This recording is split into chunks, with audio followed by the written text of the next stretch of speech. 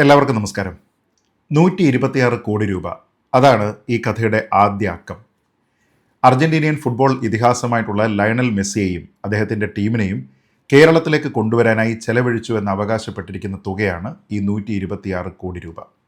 ഏതാണ്ട് 2-2.5 വർഷത്തോളം കേരളത്തിലെ ഫുട്ബോൾ ആരാധകരെ ആവേശത്തിൻ്റെ കൊടുമുടിയിൽ നിർത്തിയ ഒരു പ്രഖ്യാപനം. ഒടുവിൽ മെസ്സിയും വരില്ല, അർജന്റീനയും വരില്ല എന്ന് ഉറപ്പിച്ചപ്പോൾ ഈ കഥ അവസാനിച്ചു എന്ന് പല ആൾക്കാരും കരുതി. പക്ഷേ സത്യത്തിൽ അതല്ല സംഭവിച്ചത്. നമ്മുടെ സംസ്ഥാന സ്പോർട്സ് വകുപ്പിൻ്റെ special secretary Shri N Prashanth തയ്യാറാക്കി സ്പോർട്സ് മന്ത്രി ശ്രീ OJ ജനീഷിന് സമർപ്പിച്ച അന്വേഷണ റിപ്പോർട്ട് പുറത്തു വന്നപ്പോൾ ഈ കഥ ആകെ മാറിമറിഞ്ഞു. 126 കോടി രൂപ അർജന്റീനിയൻ ഫുട്ബോൾ അസോസിയേഷന് കൈമാറിയതുമായി ബന്ധപ്പെട്ട് സർക്കാരിൻ്റെ പക്കൽ ഒരു രേഖയുമില്ല എന്നാണ് കണ്ടെത്തൽ. പണം അയച്ചതിനോ അവരത് സ്വീകരിച്ചതിനോ ഏതെങ്കിലും തെളിവ് സർക്കാരിൻ്റെ കയ്യിലില്ല. വിജിലൻസ്, കേന്ദ്ര ഏജൻസികൾ എന്നിവയുടെ അന്വേഷണം വേണം എന്നുള്ളതാണ് ഈ റിപ്പോർട്ടിൻ്റെ ശുപാർശ. ഫോറിൻ എക്സ്ചേഞ്ച് ചട്ടലംഘനം, കള്ളപ്പണം വെളുപ്പിക്കൽ തുടങ്ങിയ കാര്യങ്ങളെല്ലാം തന്നെ അന്വേഷണ പരിധിയിൽ കൊണ്ടുവരണം എന്നുള്ളതാണ് ഇപ്പോഴത്തെ ആവശ്യം. അതുകൊണ്ട് തന്നെ ചോദ്യം ഇതാണ്: ഈ പണം അർജന്റീനയിലേക്ക് പോയിട്ടുണ്ടോ? പോയിട്ടില്ല എങ്കിൽ അതെവിടെ പോയി? ആരാണ് ഇതിന് സമാധാനം പറയേണ്ടത്? നമ്മളിത് സൂക്ഷ്മമായി പരിശോധിക്കുകയാണ് ഈ വീഡിയോയിൽ. സർക്കാരിൻ്റെ ഭാഗത്തു നിന്നുണ്ടായിരിക്കുന്ന തെറ്റുകൾ എന്തൊക്കെയാണ്? സ്പോൺസറായ റിപ്പോർട്ടർ ബ്രോഡ്കാസ്റ്റിംഗ് കമ്പനി പറയുന്ന ന്യായങ്ങളും അവയുടെ വാസ്തവവും എത്രത്തോളമുണ്ട് എന്നതിനെക്കുറിച്ചാണ് പരിശോധിക്കുന്നത്. നോക്കാം. നമുക്കറിയാം, 2023 ജൂലൈ മാസത്തിൽ അന്നത്തെ സ്പോർട്സ് മന്ത്രി ശ്രീ V അബ്ദുറഹ്മാനാണ് മെസ്സിയുടെ കേരള സന്ദർശനം പ്രഖ്യാപിക്കുന്നത്. കളമശ്ശേരി ആസ്ഥാനമായിട്ടുള്ള ഒരു കമ്പനിയാണ് ഈ വിഷയവുമായി ബന്ധപ്പെട്ട ആദ്യം ഒരു കത്തയച്ച് സർക്കാരിനോട് ഇതിൻ്റെ താല്പര്യം പ്രകടിപ്പിച്ചത്. എല്ലാ ചെലവും അവർ വഹിക്കാമെന്ന് വാഗ്ദാനം ചെയ്യുകയും ചെയ്തു. എന്നാൽ ഇപ്പോഴത്തെ അന്വേഷണത്തിൽ കണ്ടെത്തുന്നത് ഞെട്ടിക്കുന്ന വിവരങ്ങളാണ്.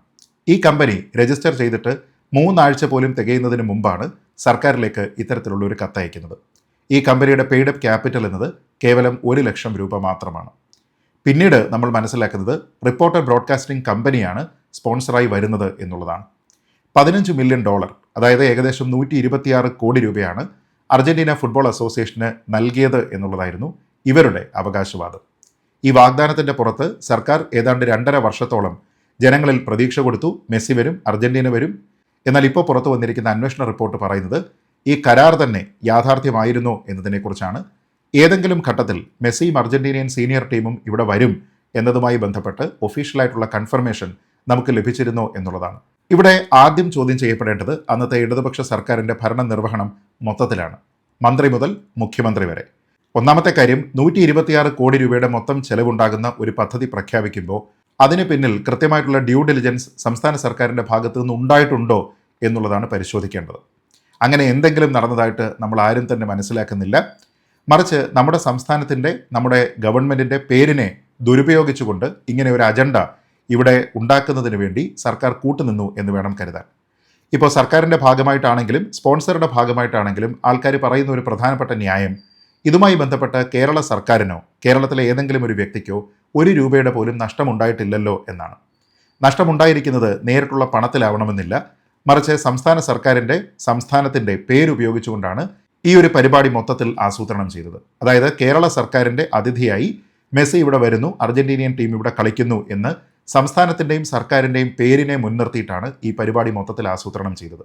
അതിലൊരു പൊതുതാൽപര്യമില്ല എന്ന് അന്നത്തെ മന്ത്രിയായ ശ്രീ V അബ്ദുറഹ്മാനോ റിപ്പോർട്ടർ ബ്രോഡ്കാസ്റ്റിംഗ് കമ്പനിയുടെ ഉടമയായിട്ടുള്ള ശ്രീ ആൻഡോ അഗസ്റ്റിനോ പറഞ്ഞാൽ അത് മതിയായ ന്യായമാവില്ല എന്നുള്ളത് അവർ തന്നെ തിരിച്ചറിയുക.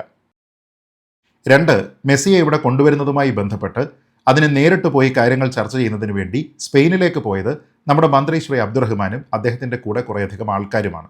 അവരവിടെ സ്പെയിനിൽ പോയി ആരെയാണ് മീറ്റ് ചെയ്തത്, എന്ത് തരത്തിലുള്ള ചർച്ചകളാണ് നടത്തിയത്, എന്തുറപ്പാണ് ലഭിച്ചത്, അതിന് കാണിക്കാനുള്ള രേഖകൾ എന്തൊക്കെയാണ് എന്നീ കാര്യങ്ങളെക്കുറിച്ച് ചോദിക്കുമ്പോൾ ഒരു തരത്തിലുള്ള മറുപടിയും ഇതുവരെ ഉണ്ടായിട്ടില്ല.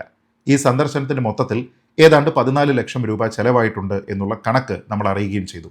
അങ്ങനെയെങ്കിൽ മെസ്സിയെ കൊണ്ടുവരാനായിട്ട് പോയിട്ട് മെസ്സിയെ കൊണ്ടുവരാനോ അങ്ങനെയുള്ള ഒരു ഉറപ്പോ നേടിയെടുക്കാൻ കഴിഞ്ഞില്ല എങ്കിൽ ആ 14 ലക്ഷം രൂപ വെള്ളത്തിൽ കളഞ്ഞു എന്ന് വേണം പറയാൻ. ഈ 14 ലക്ഷം രൂപ മന്ത്രി അബ്ദുറഹ്മാൻ്റെയോ അല്ലെങ്കിൽ റിപ്പോർട്ടർ ബ്രോഡ്കാസ്റ്റിംഗ് കമ്പനിയുടേതോ ആയിരുന്നില്ല. ഈ നാട്ടിലുള്ള ജനങ്ങൾ ടാക്സ് നൽകിയിരുന്ന പണത്തിൽ നിന്നാണ് ആ പണം കൊടുത്തിരിക്കുന്നത്. അതുകൊണ്ട് തന്നെ ഇതിൽ നഷ്ടമുണ്ടായിട്ടുണ്ടോ എന്ന് ചോദിച്ചാൽ പണമായിട്ടും നഷ്ടമുണ്ടായിട്ടുണ്ട് എന്നുള്ളതാണ് അതിൻ്റെ ഉത്തരം. അതുകൊണ്ട് തന്നെ വീണ്ടും പറയുന്നു, അതിലൊരു പൊതു താല്പര്യമുണ്ട്. ഇനി മൂന്നാമത്, ഔദ്യോഗികമായി അർജന്റീനിയൻ ഫുട്ബോൾ ടീം ഇന്ന ദിവസം കേരളത്തിൽ വരുന്നു, മെസ്സി ഉൾപ്പെടെയുള്ള ടീമാണ്, ഇതാണ് ഞങ്ങളുടെ ഐറ്റിനറി, ഞങ്ങൾ ഇന്ന ടീമുമായിട്ടാണ് കളിക്കുന്നത്, അതിന് ഞങ്ങൾ സന്നദ്ധരാണ് എന്ന് പറഞ്ഞുകൊണ്ടുള്ള ഒരു ഔദ്യോഗിക കറസ്പോണ്ടൻസും കേരളത്തിന് കിട്ടാതിരിക്കെ തന്നെയാണ് കേരളത്തിൻ്റെ ഔദ്യോഗികമായിട്ട് മന്ത്രിസഭയിലുള്ള ആൾക്കാർ കേന്ദ്രത്തിന് കത്തയച്ച് ഇങ്ങനെ ഒരു സോളിഡ് പ്ലാൻ ഇവിടെയുണ്ട്, അതുകൊണ്ട് അതിന് പണമടയ്ക്കുന്നതുമായി ബന്ധപ്പെട്ട അപ്രൂവൽ എല്ലാം തന്നെ വേണം എന്ന് പറയുന്നത്. അതായത് വീണ്ടും കേരള സർക്കാരിൻ്റെ നമ്മുടെ എല്ലാവരുടെയും ഗുഡ്വിൽ ഉപയോഗിച്ചുകൊണ്ടാണ് ഇങ്ങനെ ഒരു കറസ്പോണ്ടൻസ് നടത്തുന്നതും ഇതിൽ പണം കൊടുക്കുന്നതിന് വേണ്ടിയിട്ടുള്ള ഒരു വിൻഡോ ഓപ്പൺ ചെയ്തെടുക്കുന്നതും. അവിടെയും ഒരു പൊതുതാൽപര്യമുണ്ട്. കാരണം അത് സ്പോൺസർ വിചാരിച്ചാൽ മാത്രം നടക്കുന്ന കാര്യമല്ല, കേരള സംസ്ഥാനത്തിൻ്റെ ഉറപ്പിൻ്റെ അടിസ്ഥാനത്തിലാണ് അതും നടത്തിയത് എന്നതുകൊണ്ടാണ് അതിലും പൊതുതാൽപര്യമുള്ളത്. ഇനി നാലാമത്തെ വിഷയം, നമ്മുടെ നാട്ടിൽ ഏതെങ്കിലും ഒരു ഗവൺമെൻറ് കൺട്രോൾഡ് ആയിട്ടുള്ള ഒരു സ്റ്റേഡിയം മറ്റേതെങ്കിലും ഒരാൾക്ക് എന്തെങ്കിലും തരത്തിലുള്ള നവീകരണ പ്രവർത്തനത്തിന് കൊടുക്കണമെങ്കിൽ അതുമായി ബന്ധപ്പെട്ട് കുറേയധികം ഉപാധികളുണ്ട്. ഈ ഉപാധികളിൽ ഏതാണ്ടെല്ലാം ഒഴിവാക്കിക്കൊണ്ടാണ് റിപ്പോർട്ടർ ബ്രോഡ്കാസ്റ്റിംഗ് കമ്പനിയുടെ ആൻഡോ അഗസ്റ്റിന് ഈ കൊച്ചിയിലെ അന്താരാഷ്ട്ര ഫുട്ബോൾ സ്റ്റേഡിയം നവീകരണത്തിന് വേണ്ടി കൊടുക്കാനായിട്ട് മുഖ്യമന്ത്രിയുടെ നേതൃത്വത്തിൽ തീരുമാനമുണ്ടായത്. അതിൽ എങ്ങനെയാണ് പണി നടന്നത്, എത്രത്തോളം പണി പൂർത്തീകരിച്ചു, അതുമായി ബന്ധപ്പെട്ട എന്തൊക്കെ വിവാദങ്ങളുണ്ടായി, ഏത് ഘട്ടത്തിലാണ് പണി അവസാനിപ്പിച്ചത്, ഈ കാര്യങ്ങളെക്കുറിച്ചെല്ലാം തന്നെ ഇന്ന് കേരളത്തിൽ സ്പോർട്സ് പ്രേമികളായിട്ടുള്ള ആൾക്കാർക്ക് കൃത്യമായിട്ട് അറിയാം. അവിടെയും വീണ്ടും പറയുന്നു, കേരള സംസ്ഥാനത്തിൻ്റെ ഒരു തീരുമാനത്തിനെയാണ് ദുരുപയോഗിച്ചത് എന്ന കാര്യത്തിൽ ഒരു തർക്കവുമില്ല. പണം നഷ്ടപ്പെട്ടതോ ഇല്ലാത്തതോ മാത്രമല്ല, ഏതെങ്കിലും ഒരു വിഷയത്തിൽ പൊതു താല്പര്യം ഉണ്ടാകുന്നതിന് ആധാരം എന്നതിനെക്കുറിച്ച് ഈ റിപ്പോർട്ടർ ബ്രോഡ്കാസ്റ്റിംഗ് കമ്പനിയും പഴയ മന്ത്രിയായ ശ്രീ വി അബ്ദുറഹ്മാനും മനസ്സിലാക്കുന്നത് നന്നായിരിക്കും. ഇനി ഈ വിഷയവുമായി ബന്ധപ്പെട്ട് ശ്രീ അബ്ദുറഹ്മാന് എന്തെങ്കിലും കൃത്യമായ ധാരണ ഉണ്ടായിരുന്നോ എന്നുള്ള കാര്യം അന്ന് തന്നെ നമ്മളൊക്കെ ചോദ്യം ചെയ്തതാണ്. ഉദാഹരണത്തിന് കേരളത്തിലേക്ക് മെസ്സിയെ കൊണ്ടുവരാൻ മുടക്കിയത് ഏതാണ്ട് 16,000 മില്യൺ ഡോളറാണ് എന്നാണ് അദ്ദേഹം ഒരു തവണ തട്ടിവിട്ടത്. അതായത് അത് ഏതാണ്ട് 1.5 ലക്ഷം കോടി രൂപയ്ക്ക് തുല്യമാണ്. അപ്പോൾ എത്ര രൂപയാണ് സത്യത്തിൽ കൊടുക്കുന്നത് എന്നതിനെക്കുറിച്ച് പോലും ഒരു ധാരണയുമില്ലാതെ സ്പോൺസർ പറയുന്നതിനനുസരിച്ച് ഒരു തത്ത കണക്ക് പാടുകയായിരുന്നു ഇവിടെ ശ്രീ അബ്ദുറഹ്മാൻ ചെയ്തിരുന്നത്. അത് അദ്ദേഹത്തിൻ്റെ പിന്നീടുണ്ടായിരുന്ന തരാതരം മെസ്സി വരുമെന്നും ഇല്ലെന്നുമൊക്കെയുള്ള ഈ ചാടിക്കളി കൊണ്ട് നമുക്കന്ന് കൃത്യമായി ബോധ്യപ്പെടുകയും ചെയ്തിരുന്നതാണ്. എന്തുകൊണ്ടാണ് ഈ വിഷയത്തിൽ ഒരു ഡ്യൂ ഡിലിജൻസിന് സംസ്ഥാന സർക്കാർ തയ്യാറാകാഞ്ഞത് എന്നുള്ള ചോദ്യം പ്രസക്തമാകുന്നതും ഇവിടെയാണ്. മെസ്സി വരും എന്ന രീതിയിലത്തേക്കോ ഏത് തീയതികളിലാണ് ഇവിടെ വരുന്നത് എന്നതുമായി ബന്ധപ്പെട്ടോ എന്തെങ്കിലും ഔദ്യോഗികമായിട്ടുള്ള ഉറപ്പ് സംസ്ഥാന സർക്കാരിന് അർജന്റീനിയൻ ഫുട്ബോൾ അസോസിയേഷൻ്റെ ഭാഗത്ത് നിന്ന് കിട്ടിയിട്ടുണ്ടോ ഇല്ലയോ? അങ്ങനെ കിട്ടിയിട്ടുണ്ട് എങ്കിൽ അതിൻ്റെ രേഖ എന്താണ് എന്ന് പുറത്തുവിടുക എന്നുള്ളത് പ്രധാനമാണ്. അങ്ങനെ യാതൊരു വിധത്തിലുള്ള കാര്യവും ഇല്ലാതെ മെസ്സി വരും എന്ന് പറഞ്ഞുകൊണ്ട് മലയാളികൾക്ക് പൊതുവെ ഫുട്ബോളിനോടും അതിൽ തന്നെ പ്രത്യേകിച്ച് അർജന്റീനിയൻ ടീമിനോടും അതിൽ കൂടുതലായിട്ട് ലയണൽ മെസ്സിയോടുമുള്ള സ്നേഹത്തിനെ മുതലെടുക്കുന്ന രീതിയിലത്തേക്കുള്ള ഒരു സമീപനമാണ് ഇവിടെ സർക്കാരിൻ്റെയും സ്പോൺസറുടെയും ഭാഗത്തു നിന്നുണ്ടായത് എന്ന് ആൾക്കാർ സംശയിച്ചാൽ അവരെ കുറ്റം പറയാൻ കഴിയില്ല. ഇവിടുത്തെ ഏറ്റവും പ്രധാനപ്പെട്ട കാര്യവും ഇതിൽ ഡ്യൂ ഡിലിജൻസ് പ്രയോഗിച്ചിട്ടുണ്ടോ ഇല്ലയോ എന്നുള്ളതാണ്. ഇത്ര ബൃഹത്തായിട്ടുള്ള ഒരു പദ്ധതി സംസ്ഥാന സർക്കാരിനെ മുന്നിൽ നിർത്തിക്കൊണ്ട് സർക്കാരിന് യാതൊരു വിധത്തിലുള്ള ലാഭമോ നഷ്ടമോ ഇല്ല എന്ന് പറഞ്ഞുകൊണ്ട് നടത്തുന്ന ഒരു പദ്ധതി, 1 രൂപ പോലും സർക്കാരിന് നഷ്ടമില്ല എന്ന് പറയുമ്പോൾ 1 രൂപ പോലും ഇതിൽ സർക്കാരിന് വരവുമില്ല എന്നുള്ളത് ആലോചിച്ച് നോക്കണം. അങ്ങനെയാകുമ്പോൾ ഇതിൽ ഏറ്റവും കൂടുതൽ ലാഭമുണ്ടാക്കുന്നത് ഈ സ്പോൺസർ തന്നെയാണ്. ഏതെങ്കിലും തരത്തിലുള്ള ഇവൻറ്റുകൾ ഇതിനനുബന്ധമായിട്ട് കൊണ്ടുവരുന്നു, ഒരാഴ്ചയോളം മെസ്സി ഇവിടെ ഉണ്ട് എന്ന് പറയുന്നു. അപ്പോൾ പണം ഉണ്ടാക്കുന്നത് മുഴുവൻ സ്പോൺസറും അതിൽ യാതൊരു വിധത്തിലുള്ള ലാഭവുമില്ലാതെ സർക്കാർ ഒരു ഭാഗത്ത് നിൽക്കുകയും ചെയ്യും. ചുരുക്കി പറഞ്ഞാൽ സർക്കാർ ഒരു ഭാഗത്ത് ഡമ്മി പോലെ നിന്ന് ഒരു സ്പോൺസർക്ക് പണം ഉണ്ടാക്കുന്നതിന് വേണ്ടിയിട്ടുള്ള ഒരു സ്പെക്ടക്കിൾ ഇവിടെ ഓർഗനൈസ് ചെയ്യുന്നതിന് വേണ്ടി സർക്കാർ ഒപ്പം നിന്നു എന്നുള്ളതും പൊതു താല്പര്യത്തിലുള്ള ഗുരുതരമായിട്ടുള്ള ഒരു വിഷയമാണ്. അങ്ങനെയെങ്കിൽ ഈ ഒരു സ്പോൺസറെ സർക്കാർ എങ്ങനെയാണ് കണ്ടെത്തിയത് എന്നുള്ള ചോദ്യവും പ്രസക്തമാണ്. അവിടെ ഏതെങ്കിലും തരത്തിലുള്ള ഒരു ബിഡിങ്ങോ മറ്റ് കാര്യങ്ങളോ ഒരു ഫെയർ പ്ലേ ഉറപ്പാക്കുന്നതിൻ്റെ ഭാഗമായിട്ട് നടന്നിട്ടില്ല എന്നുള്ളതിൽ ഒരു സംശയവുമില്ല. ചുരുക്കി പറഞ്ഞാൽ കേന്ദ്ര സർക്കാരിന് കത്തയക്കുന്നത് വഴി, ഇവിടെയുള്ള പൊതുജനത്തിനോട് മെസ്സി വരും എന്ന് പലതവണ ആവർത്തിച്ച് പറയുന്നത് വഴി, സ്റ്റേഡിയം ഉപാധികൾ ഒഴിച്ച് നവീകരണത്തിന് വേണ്ടി കൊടുക്കുന്നത് വഴി, മെസ്സിയെ ക്ഷണിക്കുന്നതുമായി ബന്ധപ്പെട്ട കാര്യങ്ങൾ ചർച്ച ചെയ്യാനായിട്ട് സ്പെയിനിൽ പോകുന്നു എന്നതുവഴി ഇവിടെ സർക്കാർ ചെയ്തത് ഇവിടെ നടക്കാൻ സാധ്യതയില്ലാത്ത ഈ മെസ്സിയെയും അർജന്റീനിയൻ ടീമിനെയും കൊണ്ടുവന്ന് കളിപ്പിക്കുക എന്നുള്ള ഈ സ്പോൺസറുടെ ഒരു താല്പര്യത്തിനനുസരിച്ച് അതിന് ലെജിറ്റിമസി നൽകാനായിട്ട് ഒപ്പം നിന്നു എന്നുള്ളതാണ്. സർക്കാരിൻ്റെ വക ഒരു ഓതൻറ്റിസിറ്റിയുടെ സ്റ്റാമ്പ് ഈ ഒരിക്കലും നടക്കാത്ത പരിപാടിക്ക് കൊടുത്തു എന്നുള്ളതാണ് പ്രധാനം. ഇതിലേതെങ്കിലും ഘട്ടത്തിൽ നവംബർ 17-ാം തീയതി മത്സരം കൺഫേംഡ് ആയിട്ട് അന്ന് ഇന്ന ടീമിനെതിരെ മത്സരിക്കുന്നതിന് വേണ്ടി ഞങ്ങളിവിടെ വരാൻ പോവുകയാണ് എന്ന രീതിയിലത്തേക്കുള്ള ഒരു കമ്മ്യൂണിക്കേഷൻ ഔദ്യോഗികമായി സംസ്ഥാന സർക്കാരിന് അർജന്റീനിയൻ ഫുട്ബോൾ അസോസിയേഷൻ്റെ ഭാഗത്തു നിന്ന് ലഭിച്ചിട്ടുണ്ട് എങ്കിൽ അത് പുറത്തുവിടാനായിട്ട് മന്ത്രി തയ്യാറാകണമായിരുന്നു. അതേപോലെ തന്നെ ഇത് പിന്നീട് മാർച്ച് വിൻഡോയിലേക്ക് മാറ്റി എന്നതുമായി ബന്ധപ്പെട്ട് എന്ത് സ്ഥിരീകരണമാണ് ഇവിടെ ഉള്ളത് എന്ന് ചോദിച്ചാൽ അതും ഇവരൊക്കെ വാക്കാൽ പറയുന്നതല്ലാതെ മറ്റൊരു തരത്തിലുള്ള രേഖയും നമ്മളാരും കണ്ടിട്ടില്ല. ഇവിടെ തങ്ങളുടെ കയ്യിൽ എല്ലാ രേഖകളും ഉണ്ട് എന്ന് പറഞ്ഞുകൊണ്ട് റിപ്പോർട്ടർ ബ്രോഡ്കാസ്റ്റിംഗ് കമ്പനിയുടെ ഉടമ ശ്രീ ആൻഡോ അഗസ്റ്റിൻ കഴിഞ്ഞ ദിവസം അദ്ദേഹത്തിൻ്റെ സ്വന്തം ചാനലിൽ കുറേയധികം രേഖകൾ കാണിക്കുന്നുണ്ട്. ഇതെല്ലാം ഒരു വൈഡ് ഫ്രെയിമിൽ അദ്ദേഹം കയ്യിൽ പേപ്പറുകൾ പിടിച്ചിങ്ങനെ പറയുന്നു. അതിലെന്താണ് പ്രിൻ്റ് ചെയ്തിരിക്കുന്നത്, എഴുതിയിരിക്കുന്നത് എന്നതിനെക്കുറിച്ച് ഒരാൾക്കും മനസ്സിലാക്കാനുള്ള ഒരു മാർഗവുമില്ല. എന്നാൽ അതേസമയം തന്നെ അർജന്റീനിയൻ ഫുട്ബോൾ അസോസിയേഷൻ കേരളത്തിൽ ഒരു പ്ലാൻ ഉണ്ട് എന്നതുമായി ബന്ധപ്പെട്ട് ഒരു ട്വീറ്റ് നടത്തിയപ്പോൾ ആ ട്വീറ്റ് വലിയ പ്രാധാന്യത്തോടു കൂടി ഇവർ സ്ക്രീനിൽ കാണിച്ചു. എന്നിട്ട് ഈ ചർച്ചയിൽ പങ്കെടുക്കുന്ന ഒരാൾ തന്നെ ആൻഡോ അഗസ്റ്റിനോട് നമുക്ക് ഈ രേഖകളൊക്കെ തന്നെ പ്രേക്ഷകരെ കാണിക്കാം എന്നുള്ള ഒരു സജഷൻ പറഞ്ഞപ്പോൾ അത് കാണിക്കാൻ പറ്റില്ല, കാരണം നോൺ ഡിസ്ക്ലോഷർ എഗ്രിമെൻ്റ് ഉണ്ട് എന്ന് അദ്ദേഹം പറയുകയാണ്. പിന്നെ എന്തിനാണ് ഈ പേപ്പറൊക്കെ ഉയർത്തി കാട്ടുന്നത്? അതിലെന്താണ് എന്നതിനെക്കുറിച്ച് നിങ്ങൾക്ക് കാണിക്കാനായിട്ടുള്ള അവകാശമില്ല എങ്കിൽ എന്ത് ലെജിറ്റിമസി നിങ്ങളുടെ വാദത്തിന് നൽകുന്നതിന് വേണ്ടിയിട്ടാണ് നിങ്ങൾ ഇതൊക്കെ ഉയർത്തി ഇങ്ങനെ ലൈവിൽ ആൾക്കാരെ കാണിക്കുന്നത്? അതിലെ ഏതെങ്കിലും ഭാഗങ്ങൾ നോൺ ഡിസ്ക്ലോഷർ എഗ്രിമെൻറ്റിന് പുറത്തുള്ള കാര്യങ്ങൾ കാണിക്കുന്നതിന് വേണ്ടിയിട്ട് നിങ്ങൾ തയ്യാറായിട്ടുണ്ടോ? നിങ്ങളിവിടെ സത്യത്തിൽ ചെയ്യേണ്ടത് നിങ്ങൾക്കിതിൽ പുറത്തുവിടാൻ കഴിയുന്ന കാര്യങ്ങൾ എന്തൊക്കെയാണോ ആ ഭാഗമെങ്കിലും പുറത്തുവിടാൻ തയ്യാറാകണം. ഈ നവംബർ 17 പിന്നീട് മാർച്ച് വിൻഡോയിലും കളിക്കാനായിട്ട് ഇവിടെ വരാം എന്ന് ഔദ്യോഗികമായിട്ട് അർജന്റീനിയൻ ഫുട്ബോൾ അസോസിയേഷൻ നമുക്ക് നൽകിയിരിക്കുന്ന കൺഫർമേഷൻ്റെ കറസ്പോണ്ടൻസും പുറത്തുവിടണം. അത് സംസ്ഥാന സർക്കാരിന് കൊടുത്തതുൾപ്പെടെ നിങ്ങൾ പുറത്തുവിടണം. അതൊന്നും തന്നെ ഇവർ ചെയ്തിട്ടില്ല എന്നുള്ളതാണ് ഇതിൻ്റെ വസ്തുത. ഇതിൽ ഈ പണം അടച്ചിട്ടുണ്ടോ ഇല്ലയോ എന്നുള്ള കാര്യത്തിനെക്കുറിച്ച് നമുക്കറിയില്ല. സർക്കാരിൻ്റെ കയ്യിൽ എന്തായാലും അതിൻ്റെ രേഖകളില്ല എന്ന് ഈ റിപ്പോർട്ടിൽ പറയുന്നു. പണം അടച്ചിട്ടുണ്ട് എന്ന് ആൻഡോ അഗസ്റ്റിൻ പറയുന്നു.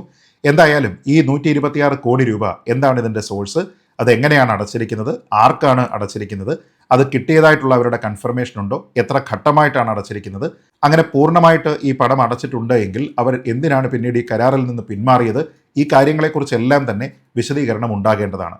അതോടൊപ്പം തന്നെ ഏറ്റവും പ്രധാനമായിട്ട് അപ്രൂവ്ഡ് ആയിട്ടാണോ ഈ പണം അത്രയും അടച്ചിരിക്കുന്നത് തുടങ്ങിയ കാര്യങ്ങളുടെ കൺഫർമേഷനും ഇവിടെ ഉണ്ടാകേണ്ടതാണ്. ഈ കാര്യങ്ങളിലെല്ലാം തന്നെ സർക്കാരിനെ ഉപദേശിക്കേണ്ടത് ധനവകുപ്പും നിയമവകുപ്പുമാണ്. അക്കാര്യത്തിൽ ഒരു തർക്കവുമില്ല. കാരണം സർക്കാരിൻ്റെ പേരുപയോഗിച്ച് സർക്കാരിനെ ഡമ്മിയാക്കി മുന്നിൽ നിർത്തി ഒരു സ്പോൺസർ ഈ പരിപാടികൾ പൂർണ്ണമായി ഏറ്റെടുക്കുമ്പോൾ എന്താണ് ഇതിൽ സർക്കാരിൻ്റെ ലാഭം നഷ്ടം, സർക്കാരിൻ്റെ ഇതിലെ റോൾ എന്താണ്, ഈ കാര്യങ്ങളുമായി ബന്ധപ്പെട്ട് നിയമപരമായിട്ടുള്ള കാര്യങ്ങളെല്ലാം തന്നെ ഉപദേശിക്കേണ്ടത് നിയമവകുപ്പാണ്. അതേപോലെ സർക്കാർ ഇതിൽ എത്രത്തോളം പണം ചെലവാക്കുന്നുണ്ട്, മറ്റുള്ള ആൾക്കാർ ചെലവാക്കുന്ന പണത്തിൽ സർക്കാരിൻ്റെ റോൾ എന്താണ്, ഈ കാര്യങ്ങളുമായി ബന്ധപ്പെട്ട് ധനവകുപ്പിൻ്റെ ഉപദേശവും പ്രസക്തമാണ്. തന്നെയുമല്ല, ഒരു തീരുമാനമെടുക്കാനായിട്ട് മുഖ്യമന്ത്രി നേരിട്ട് അവിടെ തയ്യാറാകുമ്പോൾ അദ്ദേഹത്തിനെ ഈ കാര്യങ്ങളെല്ലാം തന്നെ ഉപദേശിക്കേണ്ടതും ഇതിൻ്റെ ശരിതെറ്റുകൾ എന്തൊക്കെയാണ് എന്ന് കൃത്യമായി ഉപദേശിച്ചു കൊടുക്കേണ്ടതുമൊക്കെ ചീഫ് സെക്രട്ടറിയുടെയും ഉത്തരവാദിത്തമാണ്. ഇതിൽ ധനവകുപ്പിൻ്റെയോ നിയമവകുപ്പിൻ്റെയോ ഉപദേശം സ്വീകരിച്ചിട്ടുണ്ടോ എന്ന് നമുക്കറിയില്ല. എന്തായാലും ചീഫ് സെക്രട്ടറി ഈ കാര്യങ്ങളിലൊന്നും തന്നെ ഒരു ഡ്യൂ ഡെലിജൻസ് ഇവിടെ പാലിച്ചിട്ടില്ല എന്നുള്ള കാര്യം നമുക്ക് പകൽ പോലെ വ്യക്തവുമാണ്. ഇവിടെ തന്നെ മറ്റ് ചില കാര്യങ്ങൾക്ക് കൂടി പ്രാധാന്യമുണ്ട്. അതായത് വെറുതെ എഗ്രി ചെയ്തതുകൊണ്ട് അർജന്റീന ടീമിന് ഇവിടെ വന്ന് കളിക്കാൻ കഴിയില്ല. അവർക്ക് വീസ ഉണ്ടായിരിക്കണം. അത് സ്പീഡപ്പ് ചെയ്യുന്നതിനായിട്ടുള്ള ഒരു ശ്രമം സർക്കാരിൻ്റെ ഭാഗത്തു നിന്നുണ്ടാകണം. അതേപോലെ മറ്റൊരു ടീമിനെ കണ്ടെത്തണം. അത് ഓസ്ട്രേലിയയാണ് എന്നൊക്കെ പറയപ്പെട്ടിരുന്നു. അവർക്ക് വീസ പ്രോസസ്സ് ചെയ്യണം. ഇതിനൊക്കെ തന്നെ സമയമെടുക്കുന്ന കാര്യങ്ങളാണ്. ഓസ്ട്രേലിയ ടീമിന് എത്ര പണമാണ് കൊടുക്കുന്നത്, അവരാണോ വരാനായിട്ട് ഇവിടെ ഇരുന്നത്, അവരുടെ വീസ പ്രോസസ്സിങ് എന്തായി, ഈ കാര്യവുമായി ബന്ധപ്പെട്ടിട്ടൊന്നും തന്നെ ഒരു തരത്തിലുള്ള ക്ലാരിറ്റിയുമില്ല. ചുരുക്കി പറഞ്ഞാൽ എല്ലാവരും അർജന്റീന ടീം വരുന്നതുമായി ബന്ധപ്പെട്ട ചർച്ചകളിലേക്ക് മാത്രം പോയപ്പോൾ ആർക്കെതിരെ കളിക്കാനാണ് അവർ വരുന്നത്, അവരുടെ കാര്യങ്ങൾ എന്തായി, അവർക്ക് എത്ര പണം അടച്ചു, അവരുടെ വീസ പ്രോസസ്സിങ് എന്തായി, ഈ കാര്യങ്ങളുമായി ബന്ധപ്പെട്ട ചോദ്യങ്ങളൊന്നും തന്നെ ആരും ഉയർത്തി കണ്ടില്ല. അങ്ങനെ ഉയരാത്ത ആ ചോദ്യങ്ങൾക്ക് മറുപടി പറയാനായിട്ട് റിപ്പോർട്ടർ ബ്രോഡ്കാസ്റ്റിംഗ് കമ്പനി ശ്രമിച്ചതായിട്ടും എങ്ങും കണ്ടില്ല. അതുകൊണ്ട് തന്നെ ഈ കാര്യങ്ങളിലെല്ലാം ഒരു നോൺ ഡിസ്ക്ലോഷർ എഗ്രിമെൻ്റ് ഉണ്ട്, അതുകൊണ്ട് രഹസ്യാത്മകത നിലനിർത്തണം എന്നൊക്കെ ശ്രീ ആൻഡോ അഗസ്റ്റിൻ പറഞ്ഞാൽ അദ്ദേഹത്തിനോട് എനിക്ക് പറയാനുള്ളത് രഹസ്യാത്മകതയും രേഖയില്ലായ്മയും രണ്ടാണ് എന്നുള്ളതാണ്. ഇവിടെ രഹസ്യാത്മകത എന്ന് പറയുന്നത് ഈ കരാറിലേക്ക് വന്നിരിക്കുന്ന രണ്ട് എൻറ്റിറ്റികൾ തമ്മിലാണ്.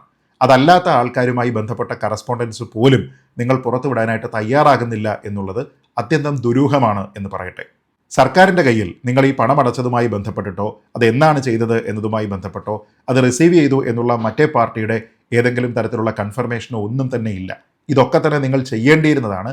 പക്ഷേ എന്തുകൊണ്ടാണ് നിങ്ങളത് ചെയ്യാത്തത് എന്ന കാര്യത്തിലും വിശദീകരണം ഉണ്ടായിട്ടില്ല.